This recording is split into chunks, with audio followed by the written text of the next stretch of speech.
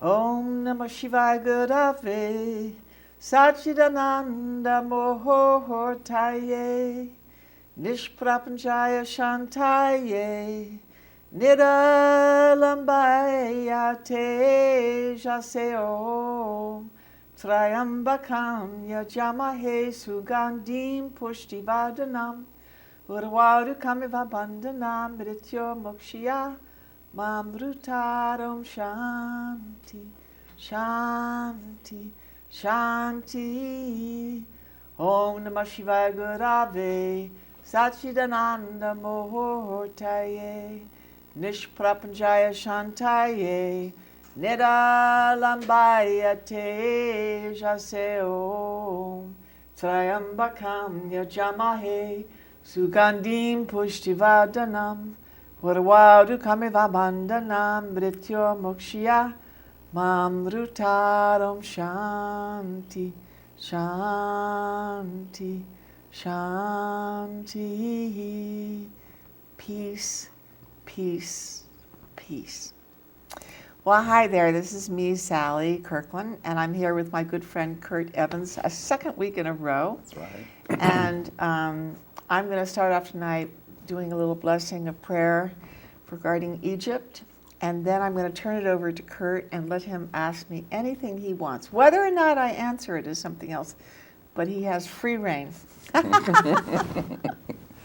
So I don't know about the rest of you, but I've been watching television, all of the stations, all of the news stations for about 4 days now, and I find it very sad what's going on in Egypt. Very, very touching what started to be going on in Egypt with free speech and protests that were done with such civility. Is that the word, civility?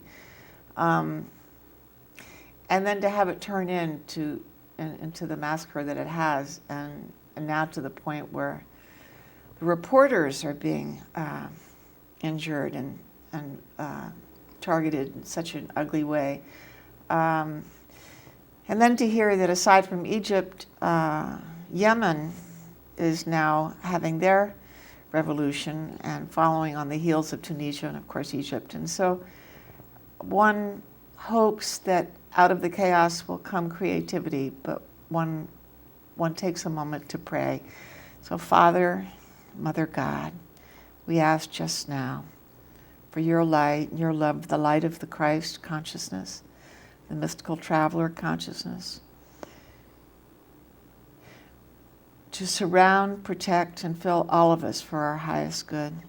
We ask at this time, Lord, to place Egypt and all of the regions in that area in the light. We ask for truth. We ask for fairness. We ask for protection. We place Mubarak and all of the other leaders in the light, that and our Obama in the light, that the truth will prevail and that democracy will prevail, and that whatever is for the highest good of all concerned, that come forward. And we ask at this time for the peoples of the Middle East, and particularly Egypt. We ask for strength and courage, and we ask for health and healing on all levels, and for peace. We ask for humanity at this moment to come together, that we may feel the need to not be selfish at this time, but to reach out and help our brothers and sisters in whatever way we can. And that also may mean taking the time to pray whenever we think of it, to pray for Egypt after all of these years of peace, that they may have peace again and have the democracy that they so want. And all of the regional countries and our own country, we ask, Lord, that all of us have health, happiness, joy, peace, a lot of gratitude for what we have. and a lot of forgiveness. So be it. Amen. Amen. Thank you, Sally. Thank you. So good to see you. Yeah. You know how I feel about you. I just learned so much from you. I have this funny anecdote. The other day I was walking my dogs, and this Chinese lady walked up to me and she started chanting something. And before I knew it, I said, it means peace and love. And she looked at me, she said, how did you know that? I said, there's this actress named Sally Kirkland, and she chants it every week. I've been chanting Hindu. Mm-hmm. Yeah. Is that what that is? Yeah. Before I got on the path I'm on now, Mm-hmm. which is related to the Christ consciousness and what we call the mystical traveler consciousness, which encompasses all spiritual paths, I was a practicing Hindu. Okay. And that was after being brought up a Christian. So I was a Christian, and then I was an atheist for a while, and then I was a Hindu. My Hindu name is Satya. Mm-hmm. And I taught yoga for a man named Swami Satchidananda in the Integral Yoga Institute, both in New York City and LA. So the Om Namah Shivaya chant is a peace chant, like you said. Mm-hmm. And it allows me an opportunity to sing. I always thought it sounded so pretty. And it's funny, over the years I've gotten in taxi cabs, and I'll notice that somebody comes from India or a nearby country, and I'll say, do you mind if I chant a little Sanskrit? And they'll say no, and I go, Om Namah Shivaya Gurave Satchidananda, and they'll look at me. A lot of them don't know the chant themselves, you know. They just sort of... So they kind of look at me like, wow. It's such a wonderful feeling of camaraderie to be with anyone from that country and to burst out with my peace chants. But that's neat that you had that experience. Well, like I said, I'm constantly learning, and being around someone like yourself, it's so easy. Oh, it's because you're younger. Well, you absorb it, you know, especially when you feel that you have a connection with someone. And as I said to you before, I've studied the body of your work. I've looked at your work, and I've looked at some of the people that you've admired. And one question I wanted to ask you is, what did you admire most about Shelley Winters? Shelley. I have her on TiVo with Lolita. I haven't seen it yet.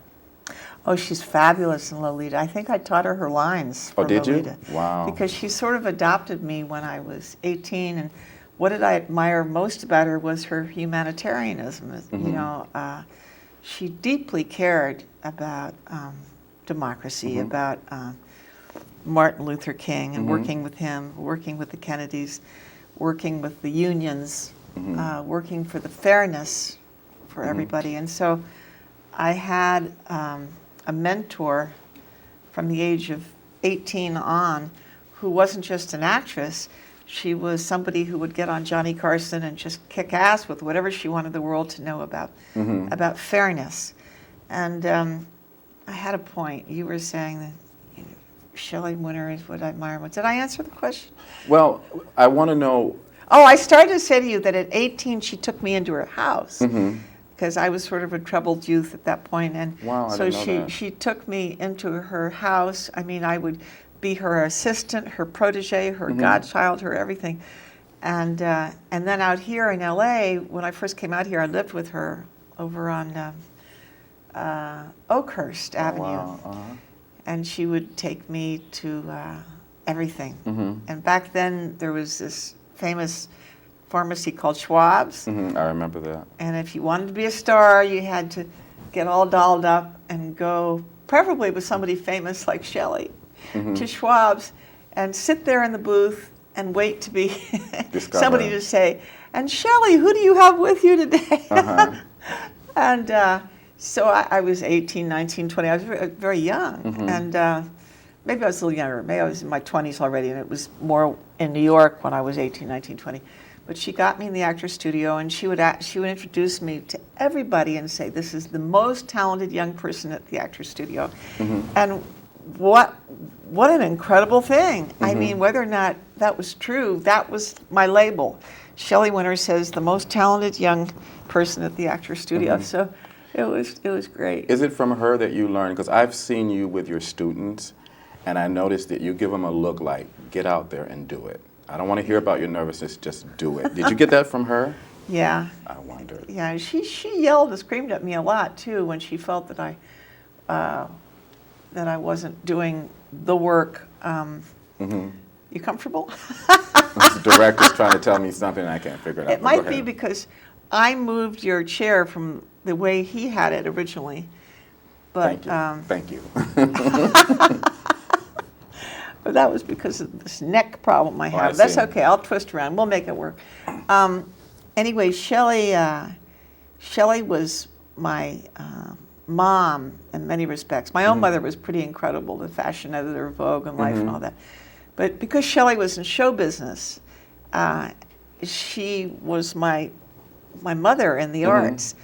And she gave me courage. And I knew that I had somebody in the establishment, so to speak, watching out for me. That it wasn't all just throwing bottles in the ocean. That she did get me jobs, and I, in return, introduced Robert De Niro to her. I was dating him at the time, and they ended up becoming very close. And she put him in Bloody Mama with her, and. Oh, God, so many memories. What did you think of Bloody Mama? Did you think that was a transition film for her in the 70s to go do that type of film, as opposed to all the other stuff that she was doing that was a little bit more? Well, you see, to know Roger Corman is to love him. And Roger Corman, who I think is a genius, who discovered the likes of Martin Scorsese and Francis Ford Coppola and Jonathan Demme, and then actors, Jack Nicholson, you know, Peter Fonda, whatnot. To meet Roger Corman is to be completely mesmerized.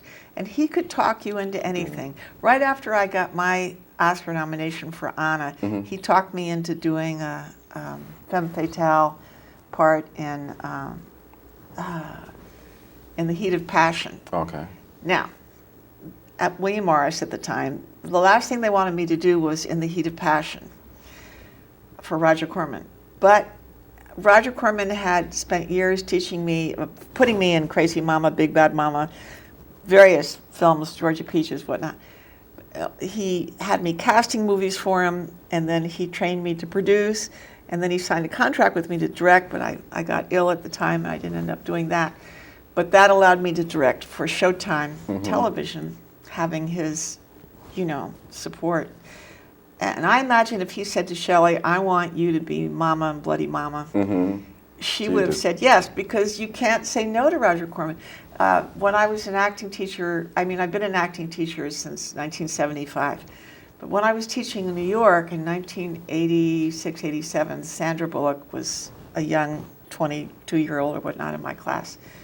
And I taught her everything I knew, and I put her in a showcase, and a director named Dan Adams saw her and put her in her first movie. At the time it was called Religion Incorporated, but it came out with a different title. And I got her signed with my agent and looked at her pictures and her resumes, and I did all of that the way you would for a young protege.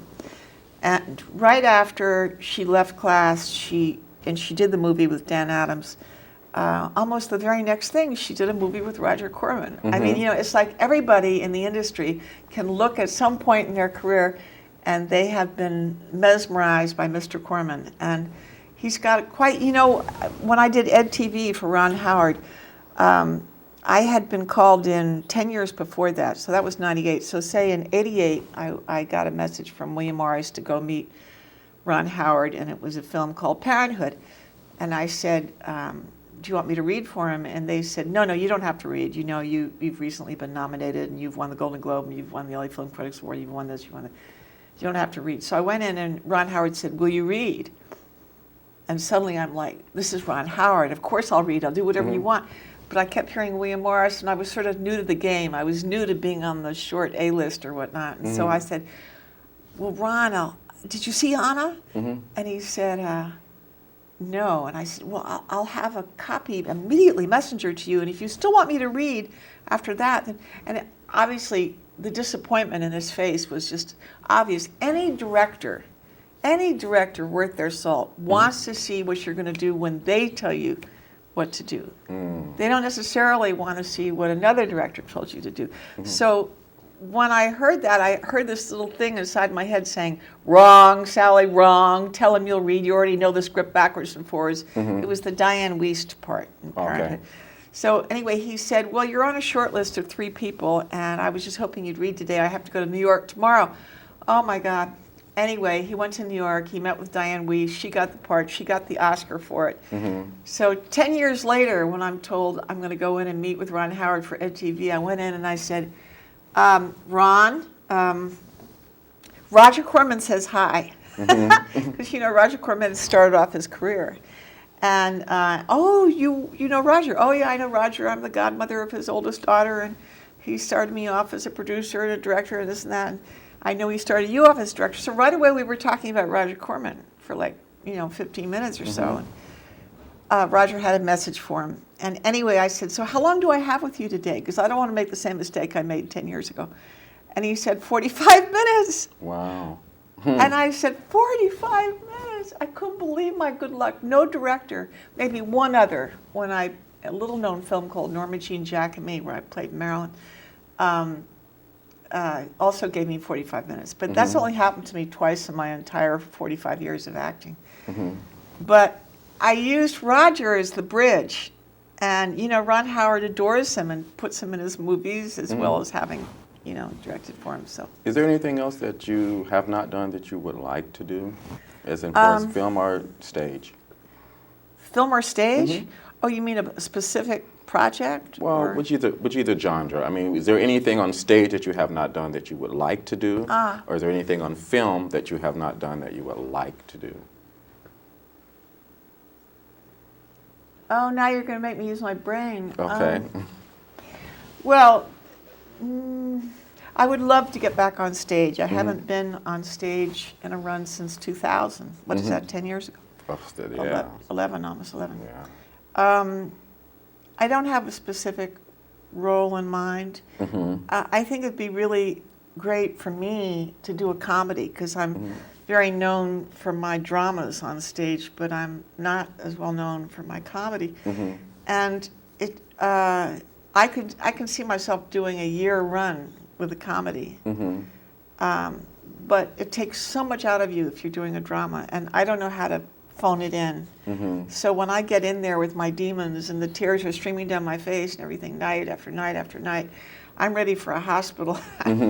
So I think that people that do well with, say, a year-long run or a 6-month run in a drama, they don't give 180% of their heart and soul and blood. And I'm not suggesting that you do. It's just a habit of mine that I don't know how to do anything that isn't 180% of my emotional life. And so at this point in my life, I would kill to do a great comedy on stage. Maybe it has little touching moments, but I started my acting career I started when I was 10, but I started making money when I was 17 doing the Trojan Women. So right off the bat, I was doing Greek tragedy, you know. What role that you did that you knew that this is what you were going to be doing for the rest of your life? I was 10 years old, and I went to the Valley Drama Camp. And for whatever reasons, we were doing monologues from Shakespeare, or little pieces from Shakespeare. And I might have been 12. It was either 10 or 12. I was very young. And I took a little tiny piece of Macbeth, and I played Macbeth, and felt so powerful. And then within a year or two of that, I was in junior high school, then high school, being the president of the drama club. And because I went to all-girls schools, and I was tall, I had to play all the men. And I would lower my voice, and, you know, I would go into my macho. And it gave me such an extraordinary feeling of being a man. I mean, it was very Shakespearean, very Shakespearean. And I just said, this is what I want to do. And so I didn't go to college. I got out of high school, and I went right to off-Broadway. And I was fearless. You know, pounding on doors was like, I wouldn't take no for an answer, and I was ruthless. I would do whatever it took. And you never thought, oh, where's my next meal going to come from? Should I go get a what they call a legitimate job? Oh, no, I waited on tables. Okay. I waited on tables. I sold my art out on the streets I in the remember you village. telling me that, right? Yeah. I waited on tables. I was a hat coat check girl at the bitter end in New York, and then the Figaro's is gone after all these years. It lasted right up until this year, and now it's gone. On Bleecker Street, I was a waitress, and what else did I do? I was a receptionist, and I was very proud of selling my watercolors and my magic marker, and yeah. Do you believe in? I used to hear this myth about an actress. In order for an actress to get an Academy Award nomination, she has to de-glamorize herself, look the worst that she can look. And I'm asking you that question because it seems like every actress that gets an Oscar or gets nominated has to de-glamorize herself in some way. Well, now And then in Anna, you have that one scene where you're just totally with all this water and the mascara is coming on. I go, well, there goes her scene. Since you brought it up, in Anna, it was loosely based on a real woman named Elżbieta Szydłuca or something like that, Polish. And they felt I was way more glamorous than she was, and they wanted it to be a little bit more truer to the actual story.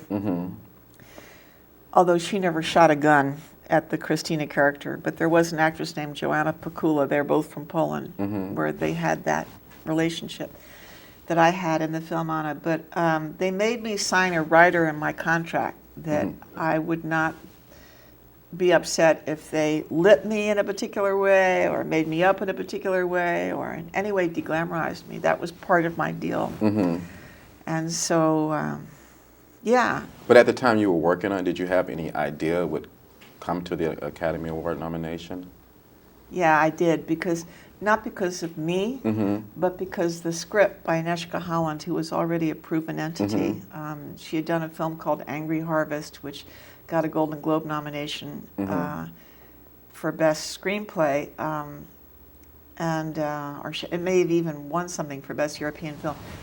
She was a formidable writer, and when I read the script, I said, whoever gets a chance to play this part has a chance at all of the awards.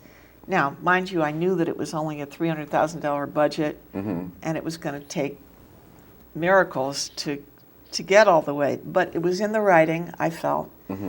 I can't take credit for, I hear music.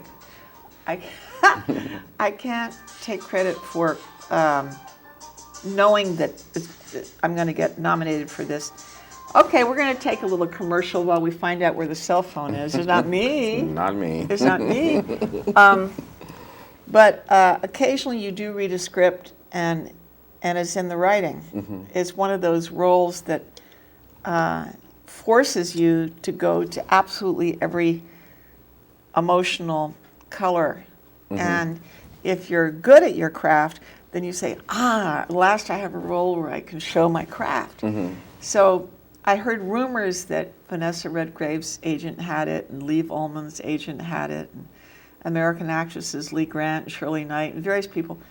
But I thought to myself, whatever the competition is, I'm going to treat this like it's the Olympics, and I'm going for it. So at first the director didn't want me, or he didn't think I was right. But I kept sending him letters and flowers and standing in the rain and waiting for him to come out of the building. I was so persistent. And it took many auditions. But my name is Anna Rokova. I come from Prague, Czechoslovakia, what you want. I come over during Prague Spring 1968. I had so much fun learning that accent and lowering my voice. The director kept saying, lower your voice. I kept thinking of Marlena, falling in love again, what am I to do? Marlena, wherever you are, you totally got me through that experience of Anna. Now, when I just did Criminal Minds, that aired November 10th, you can Hulu it. It's called Reflections of Desire, November 10th, Criminal Minds. I'm glad you said that because I've been Googling, I can't find it. No, you got to Hulu it. Hulu. Not Google. No, Hulu. Ask somebody to tell you how to Hulu. Hulu. November 10th, Criminal Minds, Reflections of Desire. Okay. that director was from Germany, wouldn't you know? And very beautiful woman. And she kept saying, lower your voice. So some directors just like it when I talk down here. So, you know, when I did Criminal Minds, you know, I love it when you read to me. Read to me, darling. I love it when you read to me. So that was that character. So anyway, I worked on visualizations and affirmations. And so I'd write 100 times a day. Thank you so much for this award. It means so much. I would write out my acceptance speech. I did this many months before the awards ceremonies. So this time of year when the Academy Awards are about to descend upon us, how does it make you feel? I mean, do you feel proud? Do you feel sad that you don't have a film that's there? I mean, what's the emotions that you go through this time of year? Well, I'm really excited this year because my girlfriend is Melissa Leo, and she's just won the Critics' Choice Awards, the Golden Globe Award, the SAG Award, and she's going to be she is up for the Oscar. And last year she said, Sally, do you know a designer? You know, and I said, well, yeah, there's this guy that I love his gowns named Mark Bauer, and I called him in New York, and I put him together with her, and he's been dressing her throughout this period of time, and not necessarily every dress, but, and so we just emailed each other recently when I was congratulating her, and she says, I can never thank you enough for Mark Bauer and everything, how you support me. And so I'm living through her right now. So even though it's been a while for me, having a film, a role up for the Oscar. Is the experience really overwhelming? The process as you go through it? Once you get nominated, all the stuff that you have to go through and all the things that you have to do. Oh, it's ecstasy. Is it, because I hear everyone else says it's overwhelming to them. No, it's not overwhelming, it's ecstasy.